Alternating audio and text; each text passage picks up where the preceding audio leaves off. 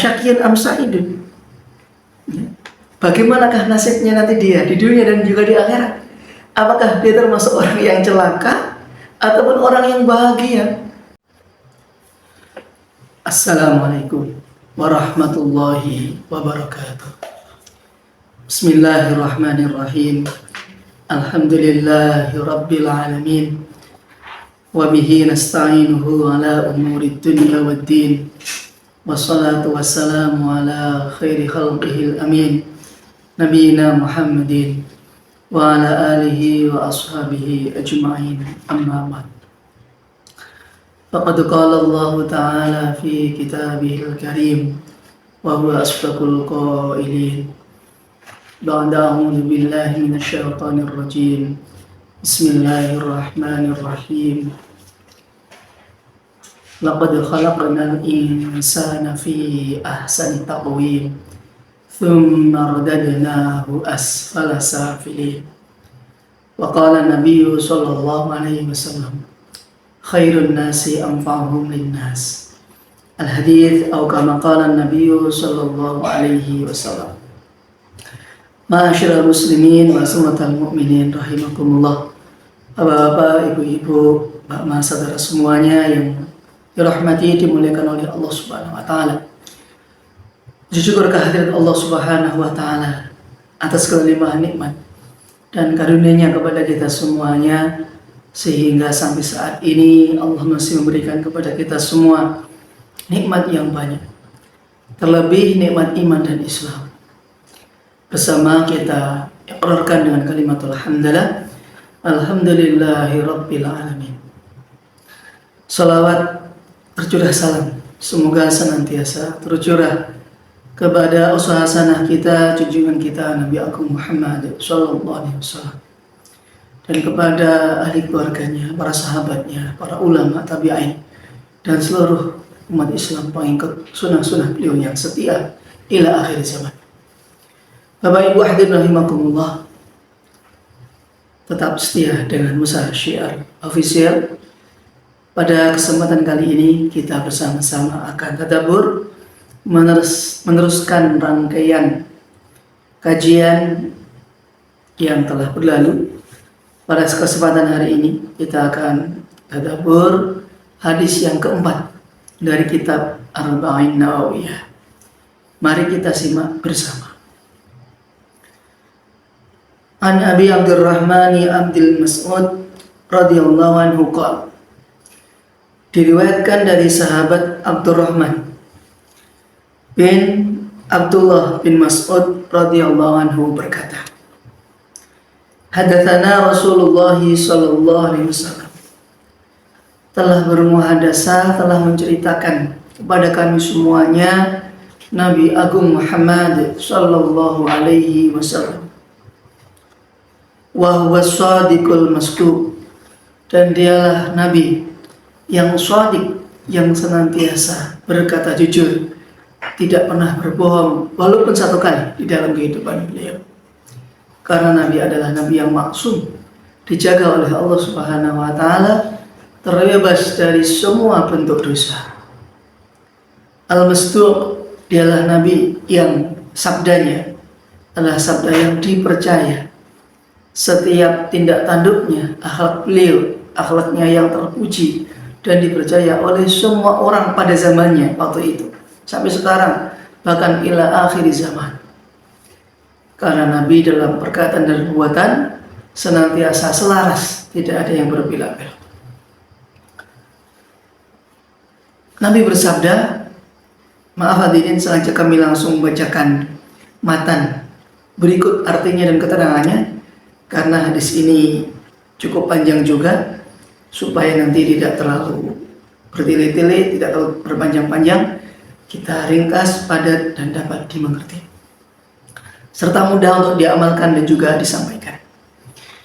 Bismillah. Inna ahadakum, sesungguhnya salah seorang dari kalian dan semua umat manusia dari zaman dahulu kala, dari zaman Nabi Adam alaihissalam sampai nanti bagi yang telah lahir sebelum hari kiamat, katakanlah bahasa mudahnya, yujma'u fi batni ummihi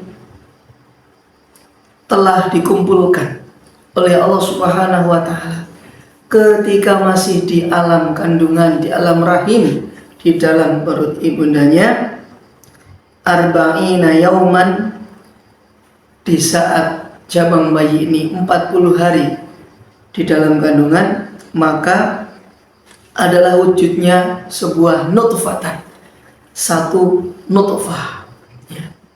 Satu nutfah, yaitu setetes air mani yang bercampur dengan sperma. Ini selama 40 hari masih berwujud itu di dalam kandungan ibundanya. Kemudian dilanjutkan lagi, summa yakunu alaqatan mithla dzalik. Kemudian selama 40 hari kemudian berubah menjadi setetes darah, berubah menjadi alaqah, setetes darah. 40 hari ditambah 40 hari, yakni dalam masa 80 hari, maka yang tadinya nutfah ini berubah menjadi alaqah, yakni setetes darah selama 40 hari. Summa yakunu mudghatan mithla dzalik.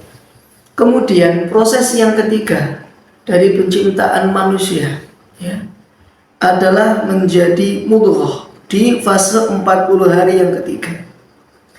Mudghah adalah bermakna segumpal daging.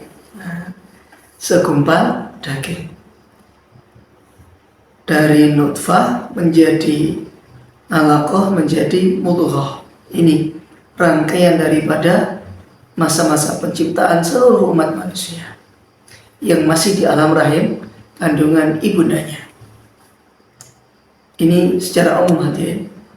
Adapun di luar itu dikhususkan oleh Allah Subhanahu wa taala.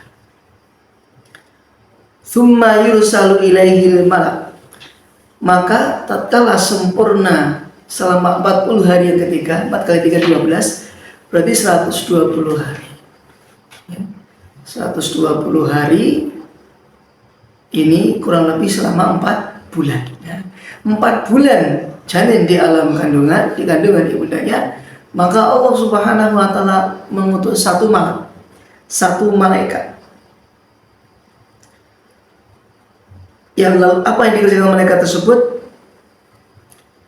Yakunul malak fa yanfukhu fihi ruh. Di masa 4 bulan tersebut, ya, janin yang ada di dalam kandungan tadi ditiupkan ruh di dalam dirinya. Nah, ini setelah ditiupkan ruh, berarti kalau sudah 4 bulan sudah memiliki nyawa. Nah, ya, sudah memiliki nyawa. Lalu perhitungannya bagaimana? Adalah seperti perhitungan manusia. Maaf apabila meninggal di waktu selama 4 bulan tersebut, berarti bayi tersebut adalah sama seperti halnya manusia. Apabila meninggal, maka dia akan disolatkan, dimandikan, disolatkan, dikafani, disolatkan, dan dikuburkan. Begitulah kalau sudah selama 4 bulan. Apabila kurang dari itu, berarti belum ditiupkan ruh di dalam dirinya. Dan hukumnya belum seperti hukumnya yang sudah selama 4 bulan. Beda masa, berbeda taklif, berbeda hukum di sisi Allah Subhanahu wa taala. Kemudian wa yu'maru bi arba'i kalimatin. Kemudian diperintahkan untuk ditetapkan 4 perkara. Nah, ini hadirin yang aku ya. Sudah dituliskan oleh Allah Subhanahu wa taala 4 perkara. Ketika bayi sudah 4 bulan, ini hitungannya 44 hadirin.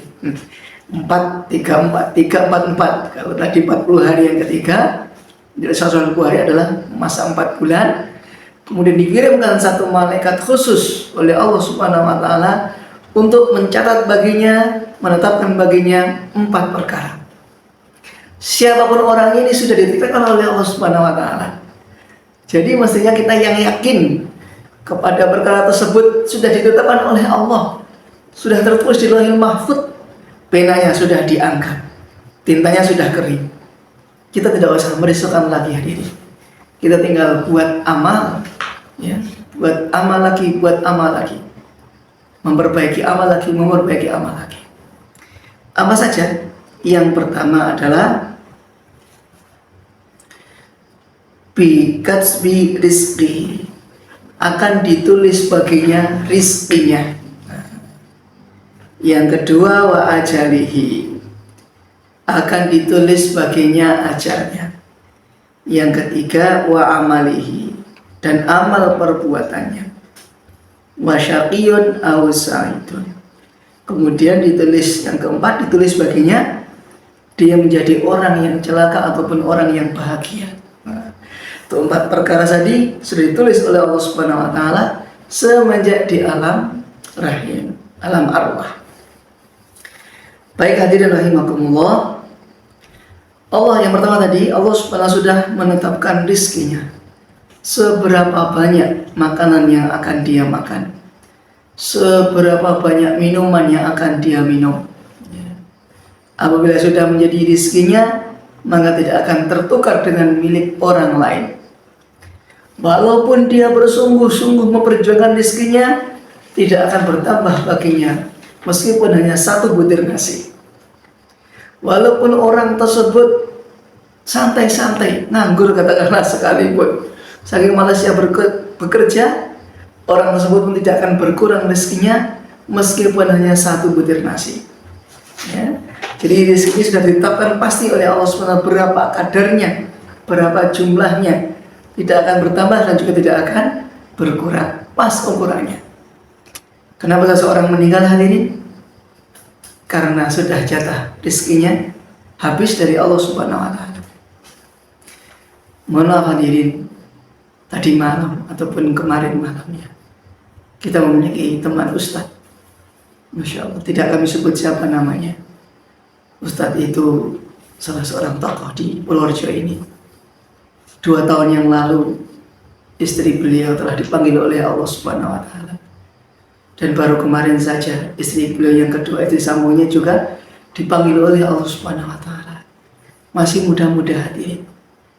Nasib tidak ada yang mengetahui kapan datang ajalnya. Kalau memang sudah datang, maka tidak bisa menghindar sekalipun. Begitulah hadirin rahimakumullah. Ya, rizkinya sudah ditetapkan oleh Allah Subhanahu wa taala. Kemudian yang kedua adalah ditetapkan tentang ajalnya. Kapan seseorang tersebut meninggal dan di mana ketika meninggalnya, dalam keadaan apa, dalam keadaan bagaimana dia meninggal. Ya. Kapan meninggalnya? 10 tahun lagi, 20 tahun lagi, sudah tertulis di sisi Allah Subhanahu wa taala. La yastakhiruna sa'atan wa la yastaqdimun.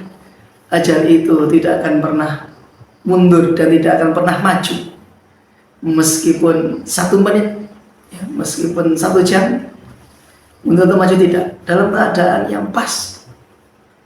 Sebabnya pun sudah pasti. Oh, ini meninggal karena sakit jantung. Oh, ini meninggal karena, ya, karena kalau jamaah rahimakumullah, dahulu pernah manusia di dunia ini ajalnya itu tidak disertai dengan asbab. Tiba-tiba meninggal seperti hadirin. Tiba-tiba meninggal. Maka banyak yang protes, wahai Nabi Allah, ya Allah, ini bagaimana? Kalau umat tiba-tiba meninggal, tidak ada pemberitahuan, tidak ada sebab-sebab musabiyah, maka banyak yang akan terkejut juga. Maka Allah SWT berikan sababiah meninggalnya seseorang. Ya. Bisa karena sakit lama, ya, kepleset jatuh di kamar mandi, kecelakaan di jalan, jatuh naik dari pohon kelapa, ya. Kemudian masih banyak kisah-kisah yang lain. Sebab-sebab meninggal banyak. Ya. Meninggal bukan perkara yang kita takuti, tetapi yang perlu kita persiapkan. Apa yang kita bawa nanti setelah mati itu menghadap Allah Subhanahu wa taala. Sudah belum? Cukup atau belum bahkan kita menghadap Allah? Banyak bagus atau belum amal kita? Itulah yang kita perhitungkan hadirin. Yang kita perhitungkan seperti itu. Kalau perkara meninggal, semua pasti akan mati. Tidak ada yang mukhalad, tidak ada yang kekal. Semua akan rusak. Kullu man 'alaiha fan. Siapapun orang yang di atas bumi ini semuanya akan fan.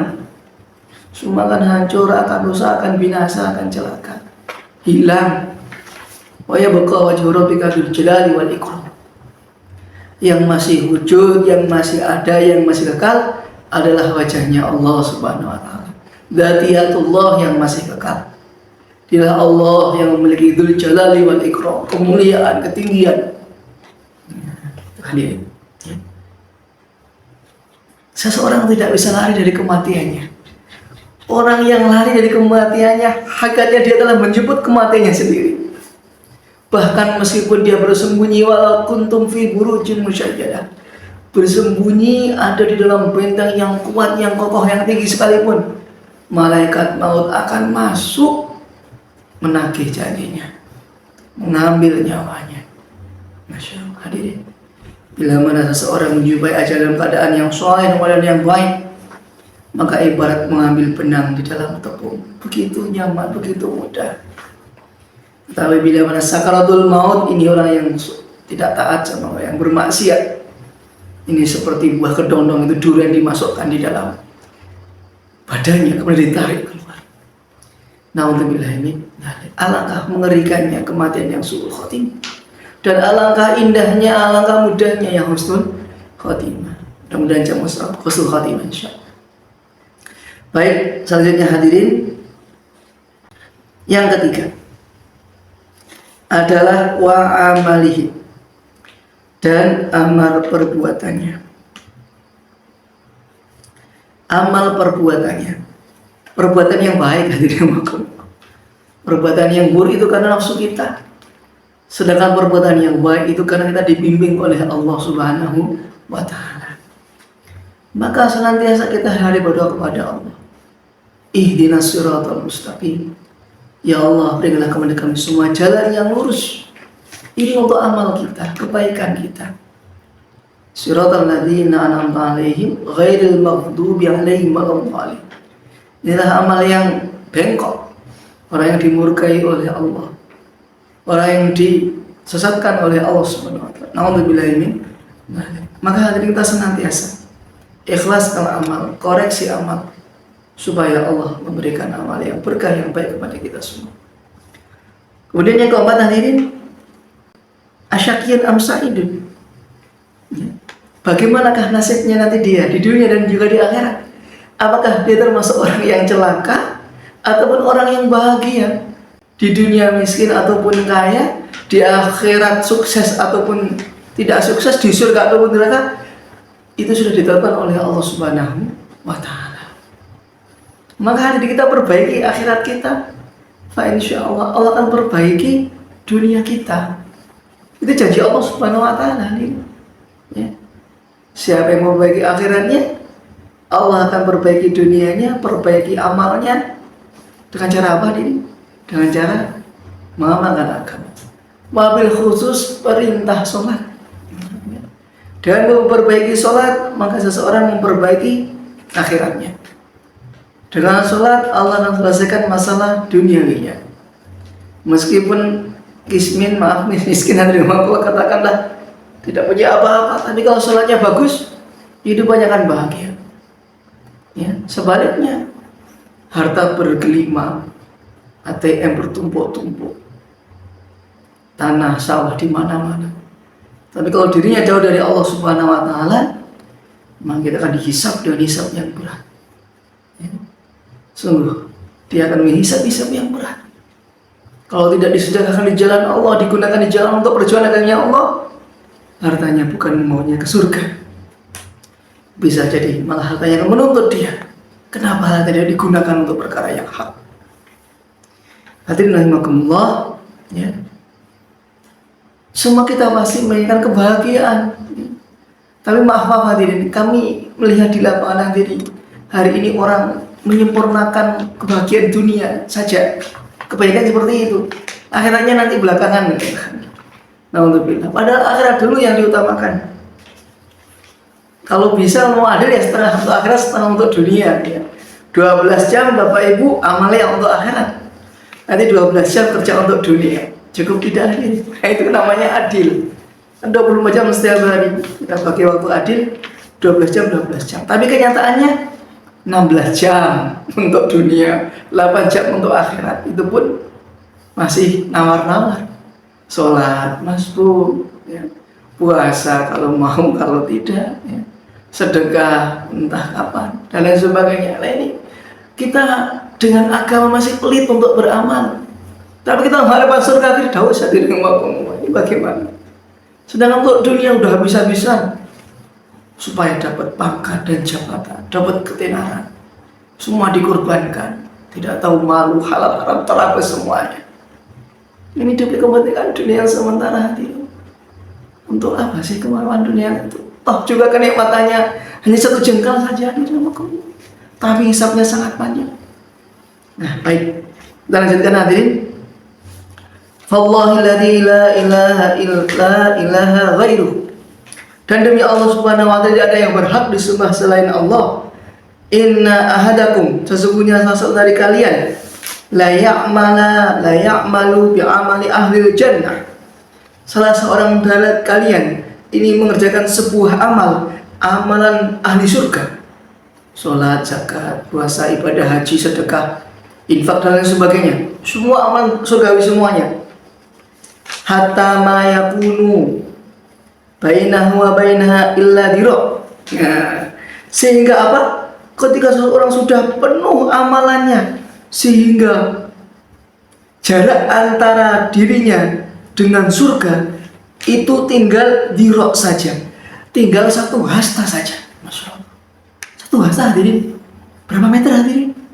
Tidak sampai 1 meter, setengah meter lebih hadirin. Katakanlah 75 cm hadirin, jarak antara diri dan surga tinggal 70 cm saja hadirin. Tapi apa? Artinya ini belum habis hadirin. Fayasbiqu alaihil kitab fayamalu bi amali ahli nar fayadkhulaha. Ya Allah, kita sedih, naudzubillahi min dzalik. Maka tinggal satu hasta itu dia telah berbuat amalan yang buruk, berbuat dengan amalan ahli neraka, bermaksiat, entah zina, entah mabuk, miras, berjudi dan lain sebagainya. Sehingga karena takdirnya dalam keadaan yang su'ul khotimah, maka naudzubillah dia pun masuk ke dalam neraka. Ya Allah ya Karim, alangkah sedihnya. Seumur-umur bertaat kepada Allah Subhanahu wa taala, sehasta lagi masuk surga, tapi sehasta itu dia bermaksiat kepada Allah, takdirnya takdir masuk neraka, maka tidak bisa mengolah hatinya. Naudzubillahi min su'il khotimah. Kita berlindung dari takdir yang seperti ini. Mudah-mudahan takdir kita takdir yang baik dari Allah. Sebaliknya, nah ini hadisnya sebaliknya, wa inna ahadakum la ya'malu bi amali ahli nar, dan sesungguhnya salah seorang dari kalian itu mengamalkan perbuatan ahli neraka. Ini yang isinya maksiat semuanya lah, dunia gelap semua yang rumahkum, katakanlah naudzubillahi min dzalik. Hatta ma yakunu baina wa bainaha illa dira, sehingga antara dirinya dan neraka itu tinggal sehasta lagi. Ya. Kalau tadi di depan antara orang yang soleh dengan surga tinggal sehasta. Ini orang yang toleh, orang yang berbuat maksiat dengan neraka juga tinggal satu hasta. Tapi takdir Allah berkata lain. Fayasbiqu alaihil kitab fayamalu bi amali ahli jannah fayadkhulaha. Maka telah mendahului takdirnya, takdir dari sisi Allah Subhanahu wa taala, takdirnya ahli surga. Maka satu hasta di penghujungnya dia telah berbuat kebaikan, entah itu sholat, entah itu bersedekah, entah itu memberikan santunan kepada fakir miskin, yatim piatu dan lain sebagainya. Dia telah mengamalkan perbuatan yang disuruh Allah Subhanahu wa taala, dan dengan amal perbuatan itu dia dimasukkan ke dalam surganya Allah. Masya Allah, ya Allah ya Karim. Inilah rahimahumullah, takdir seseorang tidak ada yang tahu. Siapa yang tertulis sebagai ahli surga, siapa yang tertulis sebagai ahli neraka, itu di sana sudah ada. Tetapi diri kita hadirin, kita senantiasa memohon kepada Allah Subhanahu wa taala supaya ya hidup kita betul terus, katakanlah istiqomah dalam kebaikan, dan takdir kita memang husnul khotimah. Tentunya kita tidak menginginkan udah santai saja, Allah Maha Pengampun, sekarang tidak apa-apa, foya-foya, maksiat santai saja, nggak apa-apa. Nanti juga serasa lagi kita mengamalkan perbuatan ahli surga, kita pasti akan diampuni oleh Allah nanti juga masuk surga. Iya kalau memang takdirnya seperti itu hadirin. Tapi kalau takdirnya berkata lain, pas berbuat maksiat, langsung di situ malaikat Israel datang mencabut nyawa, masih dalam kemaksiatan, tidak bertobat. Bagaimana sebenarnya Allah? Tidak ada yang tahu nasibnya. Karena disitulah final kita, injury time kita. Ya. Sudah kalau kata bahasa peliup, ini peluit. Ya. Peluit ini sudah hampir ditiup di akhir waktu.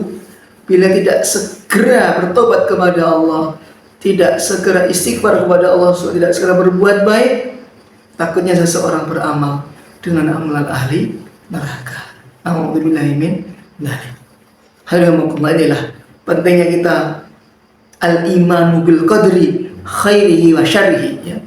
Ini materi yang termasuk satu bagian daripada kita beriman dengan takdir Allah, baik itu yang bagus maupun yang buruk. Kita beriman kepada Allah Subhanahu wa ta'ala, tidak menyalahkan takdir Allah yang salah diri kita sendiri, karena Allah Maha benar dengan segala takdirnya.